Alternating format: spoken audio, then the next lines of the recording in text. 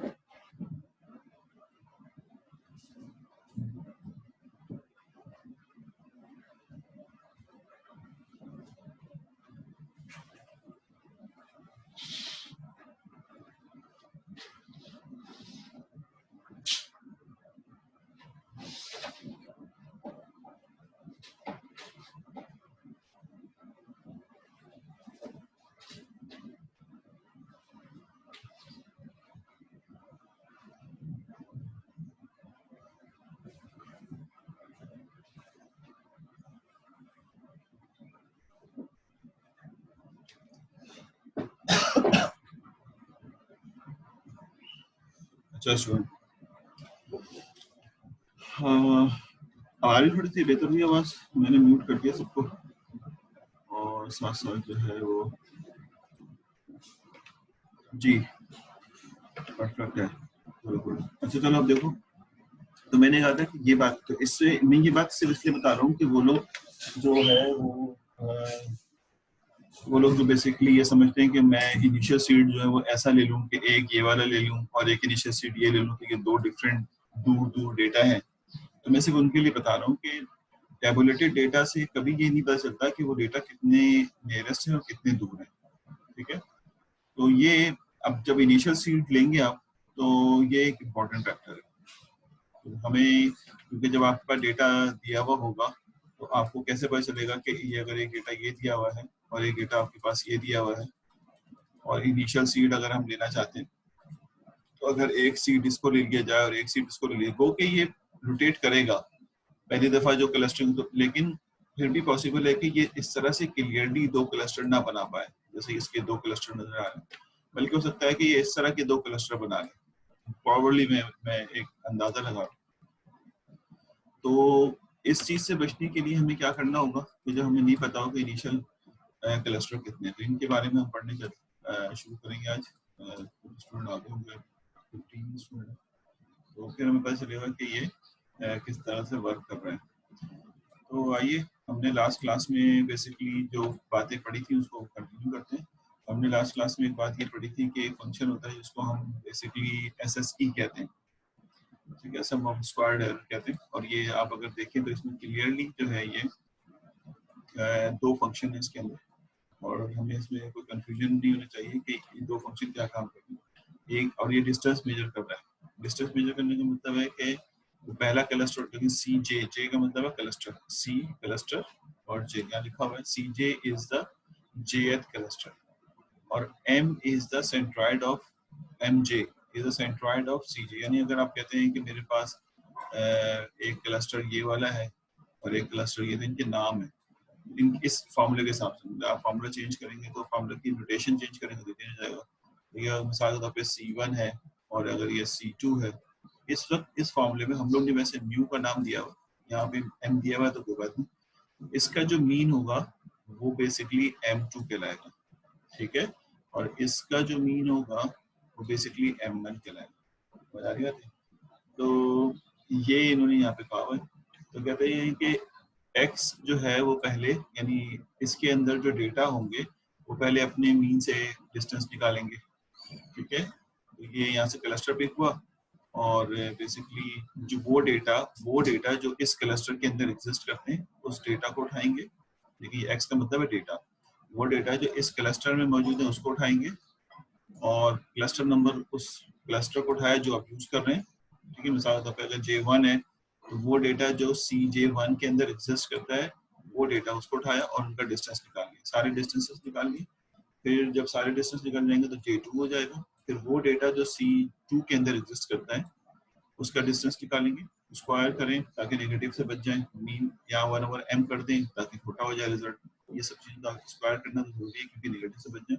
अगर 1/m करना चाहते हैं तो वो भी कोई मसला नहीं, m से मुराद जितना डेटा है, ठीक है। तो इस तरह सारी डिस्टेंसेस आ जाएंगे। ये डिस्टेंस जो कैलकुलेट हो जाएगा ये बेसिकली, और अगर 3 क्लस्टर हैं तो ये 3 दफा चलेगा आउटर लूप के हिसाब से, और इनर लूप बेसिकली डिफरेंट होगा, जितना डेटा जिस क्लस्टर में होगा उतनी दफा वो इतना चल रहा होगा, और फिर उसके बाद वो एक्चुअल में सारा डिस्टेंस कैलकुलेट हो जाएगा। डिस्टेंस कैलकुलेट करना सिर्फ ट्रिकी यहाँ पे ये है कि बेसिकली हर डेटा अपने क्लस्टर पॉइंट से जो है वो मेजर हो रहा होता है। ऐसा नहीं है कि ये वाला डेटा जो है, ये वाला डेटा जो है वो कहीं होगा ना, ये ऐसी कैलकुलेशन की बात होती है, SE क्लस्टर निकालते वक्त तो एक डेटा सारे सारे सेंट्रॉइड से मेजर होता है।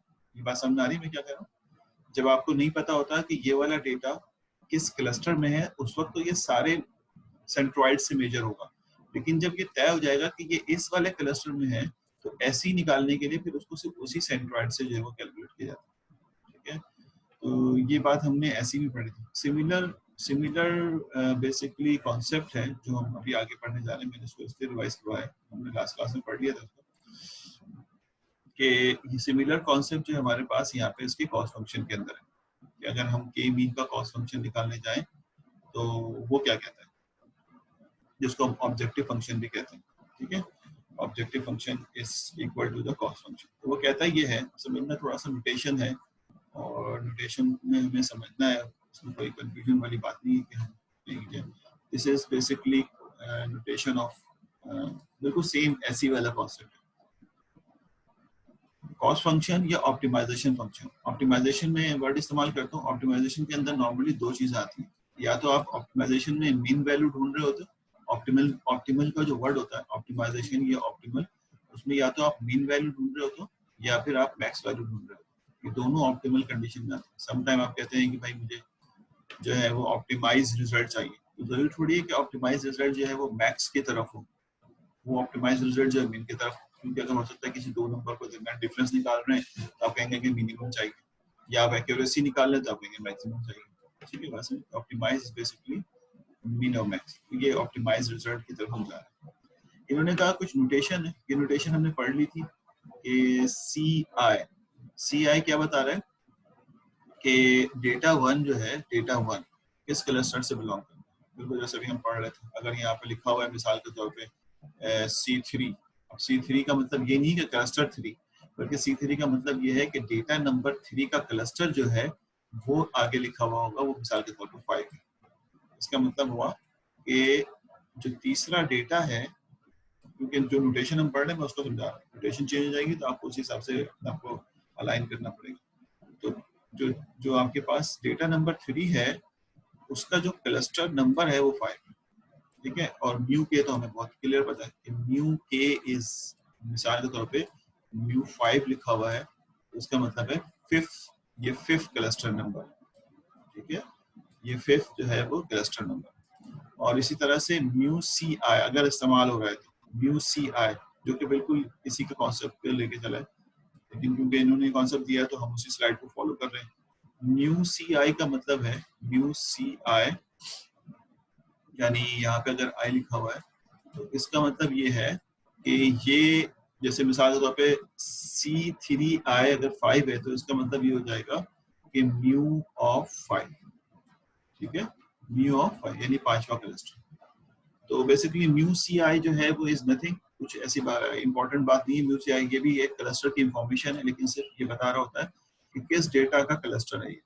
तो ये इस बात को इन्फॉर्म कहता है कि यहाँ पर अगर आप देखें तो यहाँ पे इन्होंने यहाँ जो रिजल्ट दिया कह रहा है कि जब आप ऑप्टिमाइजेशन कैलकुलेट करेंगे तो सारे क्लस्टर भेजेंगे आप, और ये देखें सी भेज रहे हैं, यानी आपने कैलकुलेट कर लिया है, यानी आपके पास एक डेटा है, एक डेटा है सी के नाम से, ठीक है, जिसके अंदर ये रखा हुआ है कि कौन सा डेटा किस क्लस्टर में। याद होगा मैंने लास्ट क्लास में बताया था कि ये 1 है, ये 2 है, ये 3 है और सो ऑन।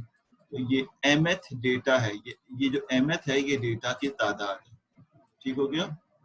और उसके बाद इसके अंदर अगर यहाँ 5 लिखा हुआ है तो इसका मतलब है कि आपने ये भेज दिया है कि डेटा नंबर 1 का क्लस्टर 5 है, डेटा नंबर 2 का क्लस्टर 6 है, डेटा नंबर 3 का क्लस्टर 2 है, डेटा नंबर फला का क्लस्टर जो 1 है, और इस तरह के आपने फिर यहाँ पे 5 है, इस तरह की इंफॉर्मेशन आपने यहाँ भेजी।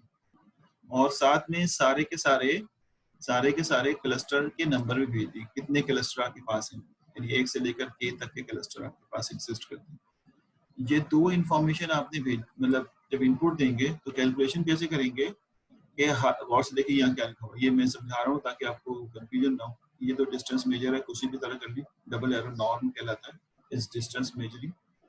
ये कहलाता है कि मिसाल के तौर पे, अब मैं जो बात बताने जा रहा हूँ वो समझना।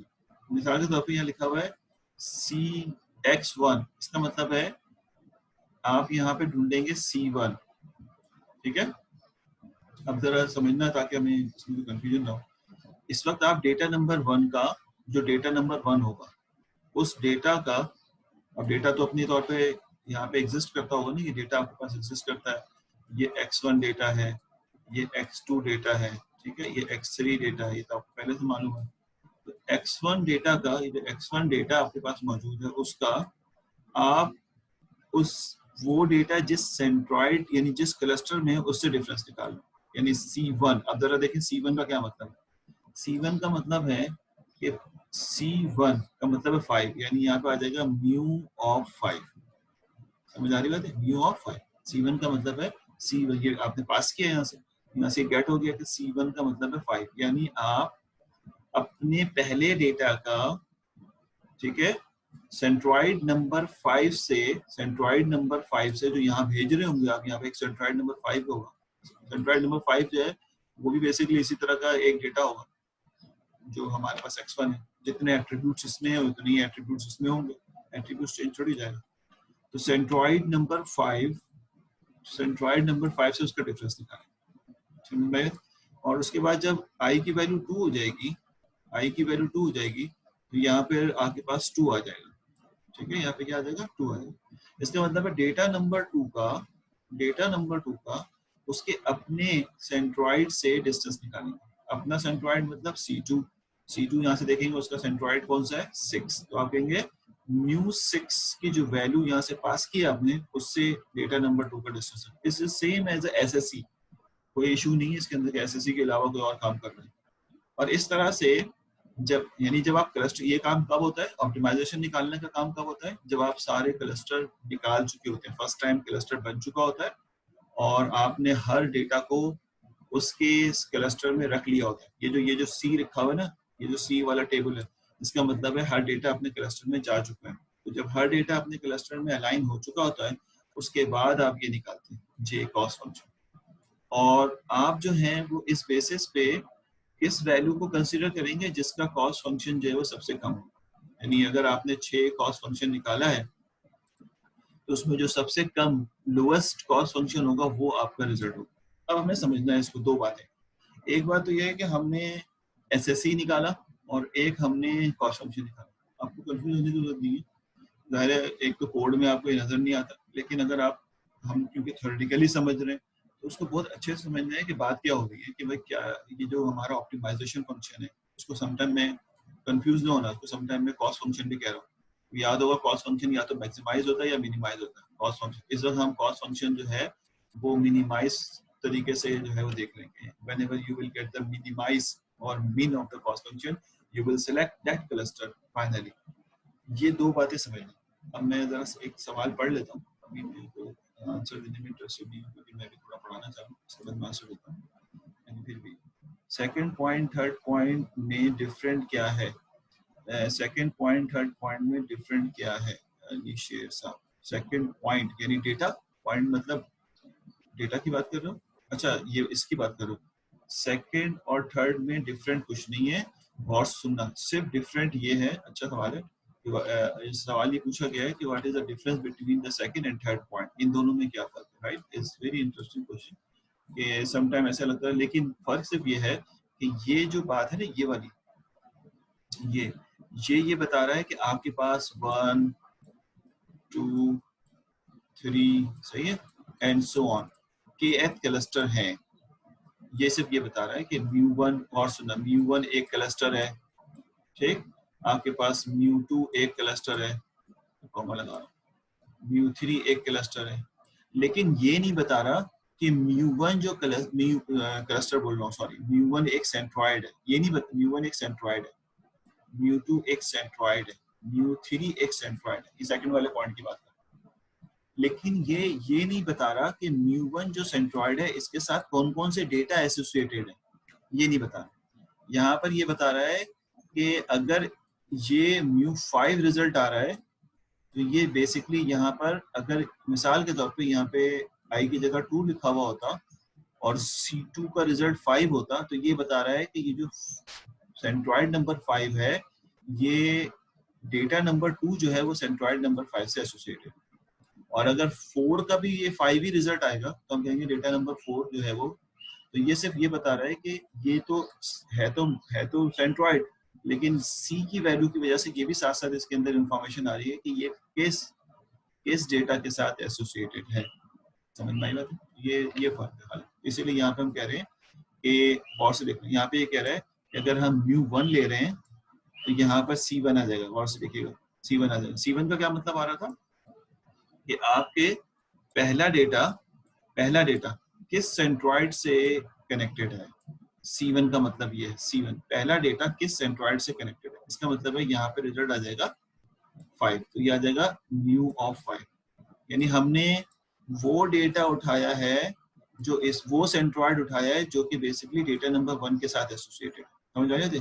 और यहाँ पे जो सेंट्रॉइड नंबर 5 होगा वो पिक हो जाएगा, यहाँ से पिक हो जाएगा तो फिर डिफरेंस नहीं होगा।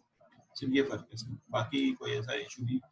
अच्छा जो इम्पोर्टेंट बात है वो ये है कि what is the difference between SSC और SSC and the cost function is almost, मैंने बार बार कह रहा हूँ, सेम है, और कैलकुलेशन भी दोनों की सेम है। एसएससी कब निकालते हैं और कॉस्ट फंक्शन कब निकालते हैं, गौर से देखना। व्हेन यू विल फाइंड, देखो ये एसएससी और कॉस्ट फंक्शन जब निकाला जाता है whenever you have decided the cluster of the data, यानी जब आप डिसाइड कर चुके थे कि ये क्लस्टर बन गए हैं, उसके बाद एसएससी निकालती है, उसके बाद कॉस्ट फंक्शन निकालती है, ये दोनों उसके बाद निकाले जाते हैं। यानी मिसाल के तौर पे अगर हम इस वाले डेटा सेट को देखें, ठीक है, इस वाले डेटा सेट को देखें तो इस वाले डेटा सेट में हमारे पास ये 3 क्लस्टर हैं। इस वक्त हमें नहीं पता, अगर हम